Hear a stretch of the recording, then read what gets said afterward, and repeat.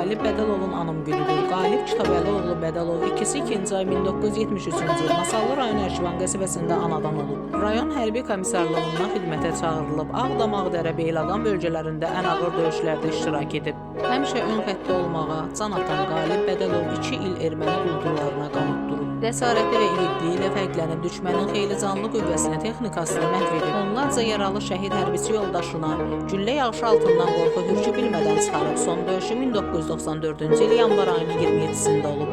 Beyləqan bölgəsində gedən döyüşlərin birində düşmənin snayper gülləsinin hədəf olan Qalib Bədəlovun şəhidlik zirvəsinə yüksəlib. Boya başa çatdığı Masallı rayonunun Ərkivan qəsəbəsində torpağa tapşırılıb.